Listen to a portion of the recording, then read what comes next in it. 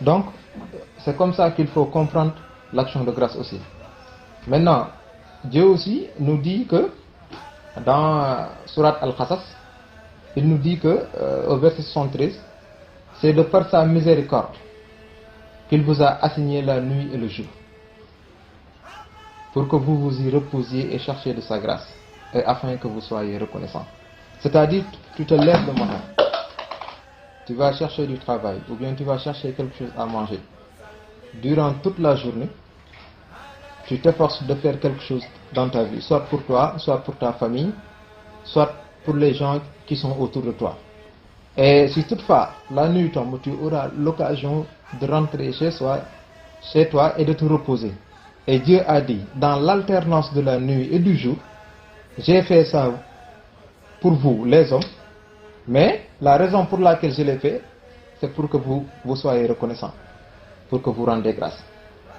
Maintenant, ce qu'il veut dire par là, c'est par exemple, si on vit et qu'on a une subsistance, c'est une raison pour accomplir la raison de notre descente sur terre, avoir adoré Dieu.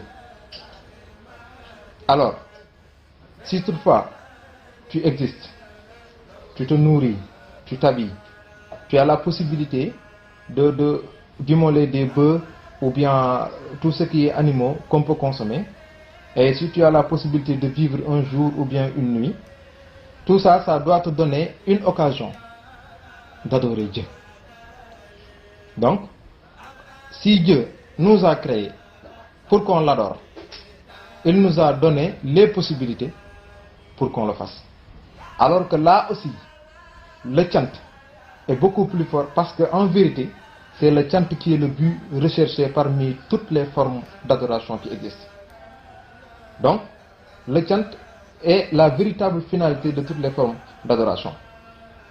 Et Dieu le dit, par exemple, si on parle du mois de Ramadan, du jeûne, Dieu nous dit, ces jours sont le mois de Ramadan, au cours duquel le Coran a été descendu comme guide pour les gens, et preuve claire de la bonne direction et du discernement. Donc, quiconque d'entre vous est présent en ce mois, qu'il jeûne. Et quiconque est malade ou en voyage, alors qu'il jeûne un nombre égal à d'autres jours. Allah veut pour vous la facilité. Il ne veut pas de difficulté pour vous, afin que vous en complétiez le nombre et que vous proclamez la grandeur d'Allah pour vous avoir guidé et afin que vous soyez reconnaissants. Même dans la recommandation de Dieu, qui est le jeûne, le mois de Ramadan dans lequel nous sommes, Dieu nous l'a donné et nous l'a gratifié pour qu'on lui rende grâce. Parce qu'en vérité, la véritable finalité du mois de Ramadan, c'est de rendre grâce à Allah. Il va plus loin. Dans la sourate Al-Maïda, au verset 6, quand il veut nous parler de la prière, il dit, ô les croyants, lorsque vous vous levez pour la salat, lavez vos visages et vos mains jusqu'au coude. Passez les mains mouillées sur vos têtes et lavez-vous les pieds jusqu'aux chevilles. Et si vous êtes pollué, alors purifiez-vous par un bain. Mais si vous êtes malade ou en voyage, ou si l'un de vous revient du lieu où il a fait ses besoins, ou si vous avez touché aux femmes et que vous ne trouvez pas d'eau, alors recourez à la terre pure. Passez-en sur vos visages et vos mains. Allah ne veut pas vous imposer quelque gêne, mais il veut vous purifier et parfaire sur vous son bienfait. Peut-être serez-vous reconnaissant. Donc, même la prière que Dieu nous a donnée par le biais du prophète Mohammed sallallahu alayhi wa sallam, lors de l'Isra wal Miraj, la véritable finalité de la prière, c'est non seulement d'avoir la foi, mais d'avoir une reconnaissance vis-à-vis de Dieu. Dieu veut, à travers la prière, qu'on lui rende grâce. Donc le chant est la finalité de la prière. Juste pour vous dire que même toutes ces formes d'adoration que Dieu nous donne, donc le véritable but recherché derrière, c'est afin d'accomplir le chant. Et même par rapport au djihad, avec son niveau d'élévation dans l'islam, et dont Badr fut parmi les plus rudes avec tout ce qui s'est passé, jusqu'au renfort des 3000 anges qui a abouti à la victoire des croyants, sachez que Dieu les a donné la victoire pour qu'ils lui rendent grâce. Et c'est bien clair dans la sourate Al-Imran. Allah vous a donné la victoire à Badr, alors que vous étiez humiliés. Craignez Allah donc, afin que vous soyez reconnaissants. Donc, l'islam et tout ce qui est composé de l'islam, le but, c'est l'action de grâce. D'ailleurs, l'islam même, qui consiste à se soumettre à la volonté divine, est un bienfait du Tout-Puissant, pour lequel nous devons rendre grâce, car le prophète l'a dit aux mécréants de son temps. Certes, j'ai abandonné la religion d'un peuple qui ne croit pas en Allah et qui nie la vie future. Et j'ai suivi la religion de mes ancêtres, Abraham, Isaac et Jacob. Il ne nous convient pas d'associer à Allah quoi que ce soit. Ceci est une grâce d'Allah sur nous et sur tout le monde. Mais la plupart des gens ne sont pas reconnaissants. Même l'islam, qui est la seule religion acceptée auprès de Dieu, Dieu nous l'a donné comme état un bienfait pour lequel on doit rendre grâce. Et ne pas rendre grâce pour le fait d'être croyant, c'est-à-dire atar shukuri ala iman, c'est-à-dire laisser abandonner l'action de grâce pour le bienfait de la croyance que Dieu nous a octroyé, fait partie des plus grands péchés, comme nous l'a rapporté Ibn Abu Hanifa. Et Dieu va plus loin en considérant le chant aussi comme la seule véritable adoration qui existe. En vérité, que ce soit la prière, le pèlerinage à la Mecque, le mois de Ramadan, le jeûne, que ce soit toutes les formes d'adoration qui existent dans l'islam, en vérité tout ça est compris dans le chant. Ce qui fait que seul le chant existe en toute vérité. Et Dieu l'a bien dit dans la sourate Les Abeilles, au verset 114, il dit: mangez donc de ce qu'Allah vous a attribué de licite et de bon, et soyez reconnaissants pour les bienfaits d'Allah, si c'est lui que vous adorez. Donc Dieu, il a été clair dans ce qu'il dit. Il dit que si toutefois l'homme décide d'adorer Allah, le seul moyen de le faire, c'est de lui rendre grâce. Si quelqu'un dit, dans ma vie, Dieu a dit qu'on doit lui rendre grâce, ou bien Dieu a dit qu'on doit l'adorer comme il se doit, quelqu'un pense que c'est la prière, d'autres penseront que c'est les bonnes actions, c'est-à-dire les nafilas et trucs. Donc la véritable forme d'adoration, l'acte de dévotion que Dieu voudrait qu'on montre à son égard, si réellement on le considère comme un divin, comme on le considère comme la force qui nous a mis, qui nous a créé et qui nous a donné toutes les facultés, si on veut adorer Dieu, en réalité, Dieu dit, si vous voulez m'adorer, donc rendez-moi grâce. Remerciez-moi pour les bienfaits que je vous ai donnés. Donc, l'action de grâce, c'est la seule et unique religion en vérité qui existe pour le connaissant. Et il y a quelqu'un, par exemple, qui comprend ça mieux que qui que ce soit. Et je fais allusion à Shaitan,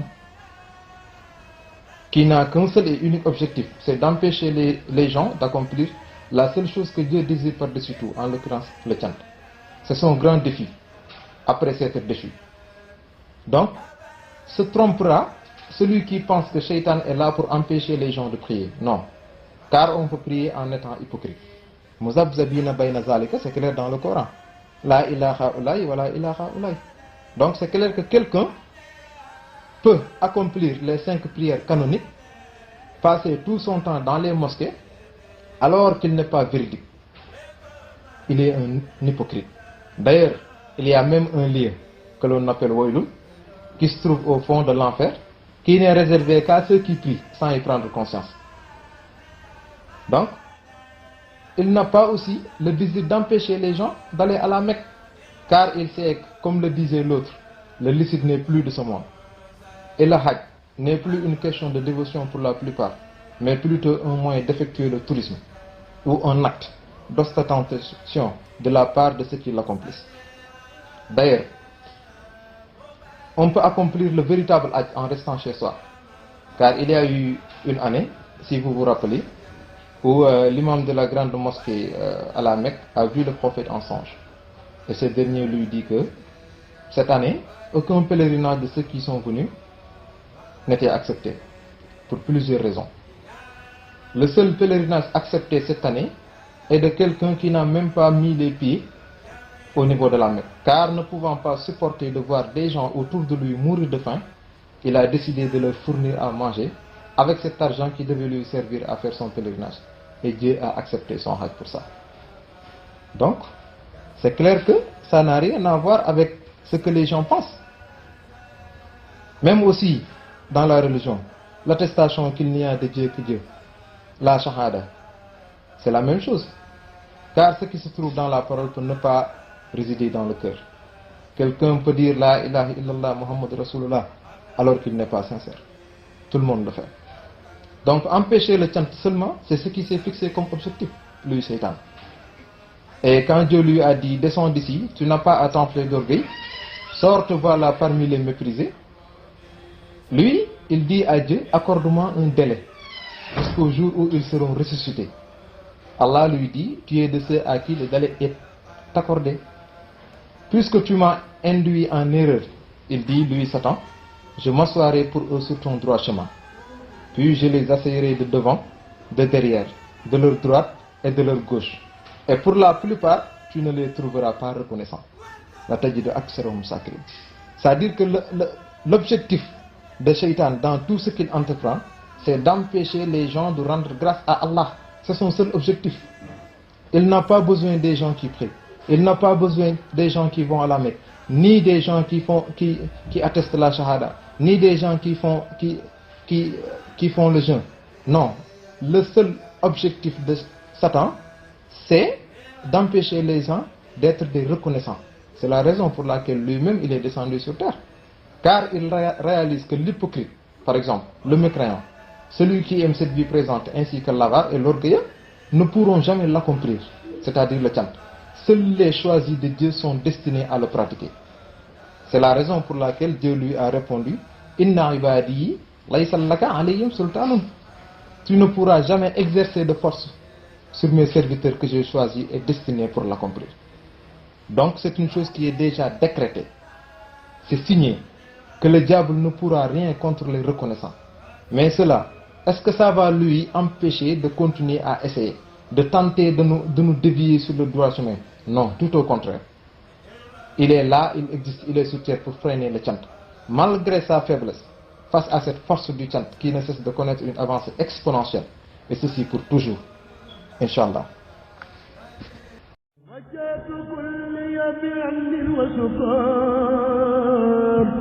إلى